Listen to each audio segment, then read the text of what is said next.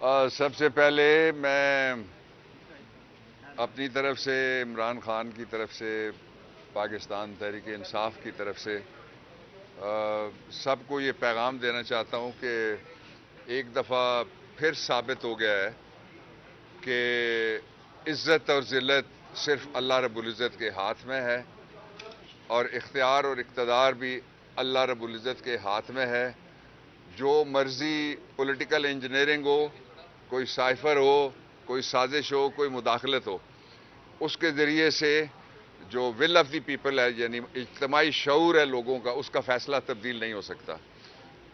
اور کل کا جو آپ نے کہا، اس الیکشن کے بعد پنجاب کی سیاسی تاریخ تبدیل ہو گئی ہے. جو جتنے بھی سیاسی فلاسفر تھے اور جتنے بھی ڈنڈورچی تھے اور جتنے بھی یہ کہنے والے تھے کہ اگر فلاں ہو تو فلاں نتیجہ نکلتا ہے اور فلاں نہ ہو تو فلاں نتیجہ نکلتا ہے، ان سب کے الٹی پڑ گئی. سب تدبیریں کچھ نہ دوا نے کام کیا. لیکن یہ ہوا کیسے، یہ بتانا بہت ضروری ہے.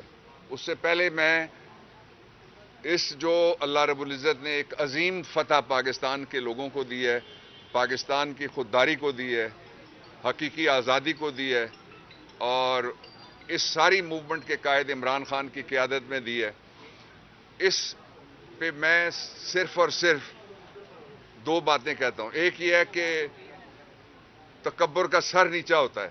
جو تکبر والے تھے آج ان کو دیکھ لیں آپ. اس لیے ہم اللہ کے عاجز بندوں کی حیثیت سے اللہ تعالیٰ کا شکر ادا کرتے ہیں، جس نے مہربانی فرمائی اور جس نے عنایت فرمائی اور جس نے کرم فرمایا. اس کے ساتھ ہی میں آپ کو بتانا چاہتا ہوں کہ دنیا میں کچھ نئی تاریخ بنی ہے. کل کے الیکشن کے اندر جو نئی تاریخ بنی ہے، اس کا پہلا باب یہ لکھا گیا ہے، پہلا چیپٹر یہ لکھا گیا ہے کہ ہم کہتے تھے، اور 3.5 سال عمران خان کے کہنے پہ میں نے پارلیمنٹ کے اندر لیڈ کی وہ لڑائی، اور ہم سب نے وہ لڑائی لڑی کہ لوگوں کو ایسا حق دیا جائے کہ لوگ جو ووٹ ڈالیں وہ جیتیں، گننے والے نہ جیتیں.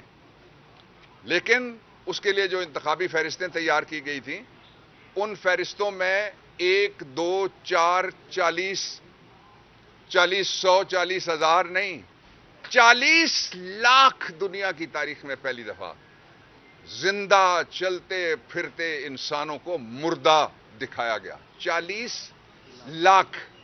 40 ہوں تو کہہ سکتے ہیں کوئی ہیومن ایرر ہے. اس سے ثابت ہوا کہ ہم جب کہتے تھے کہ ای وی ایم آنے دو، الیکٹرانک ووٹنگ مشین آنے دو، اور ای وی ایم کیا تھی؟ ای وی ایم پہ سارے موجود ہیں، ساری پارٹیاں.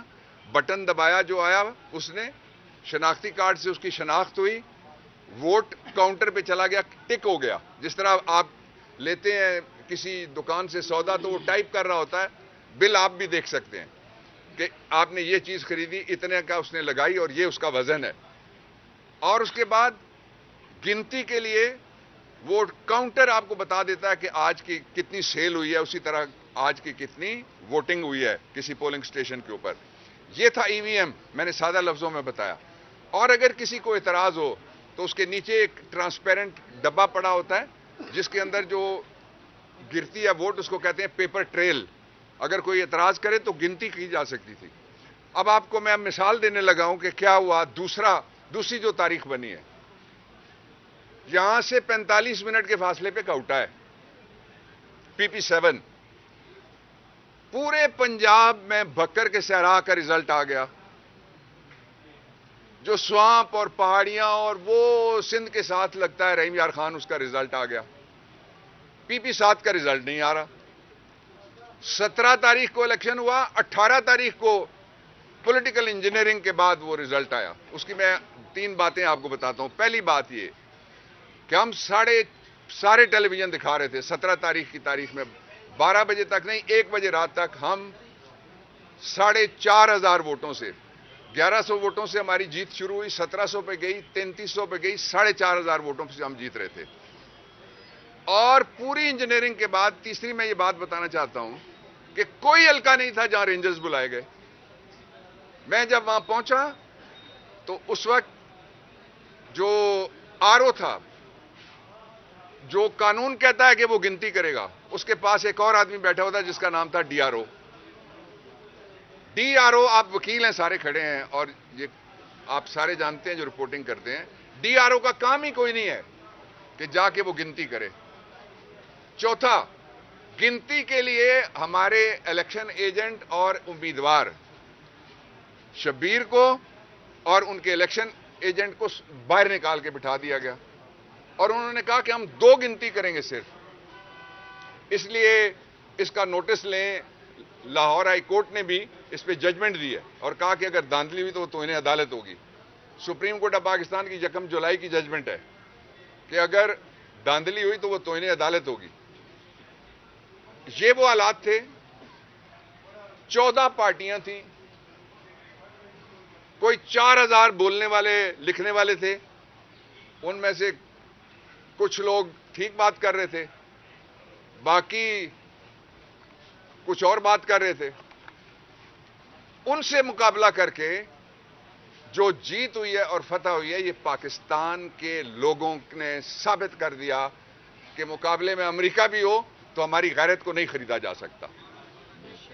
اور تیسری بات جو میں کہنا چاہتا ہوں آپ کو وہ یہ ہے کہ کل میں نے صبح جب اسی حلقے میں جا کے اپنے آبائی علاقے کوٹا میں ووٹ ڈالا تو میں نے ٹویٹ کی، میں ریکارڈ پہ ہوں، میں نے کہا کہ اگر کنسالیڈیشن، اسی وقت میرے پاس بندہ آیا، اس نے کہا کنسالیڈیشن اور کمپائلیشن آف ریزلٹ میں گڑبڑ ہوگی، پولنگ سٹیشن پہ نہیں ہو سکتی۔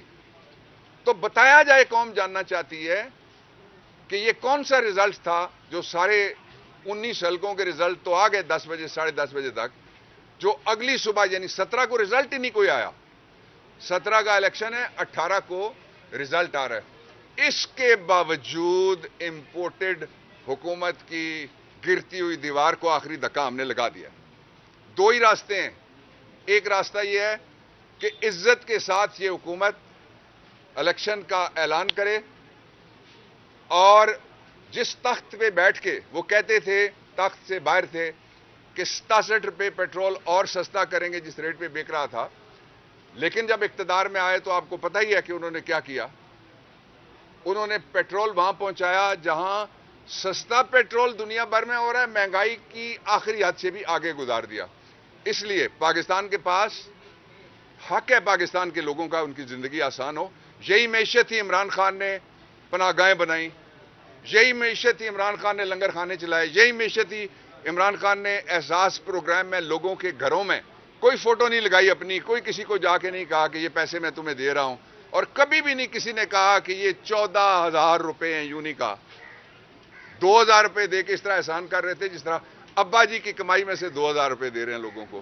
تو اس لیے اب مزید امپورٹڈ کے نام کے اوپر فراڈ نہیں چلنے دیں گے انشاءاللہ العزیز، اور بہت جلد آپ دیکھیں گے الیکشن آ رہا ہے۔ اب بابر اعوان صاحب، یہ جو 7 کے الیکشن میں جو بدل کیا گیا کاؤنٹنگ میں، تو کیا آپ اپلیکیشن موو کریں گے اور آئندہ حکومت میں ڈاکٹر بابر اعوان کس عہدے پہ ہوں گے؟ کیا وزیر قانون یا وزیر داخلہ؟ دیکھیں، جو مجھے سب سے اچھا عہدہ لگتا ہے نا اپنے لیے، وہ وکالت کا ہے، اور آج وکالت کے ذریعے سے ہی اس الیکشن کو ہم درست کرائیں گے انشاءاللہ۔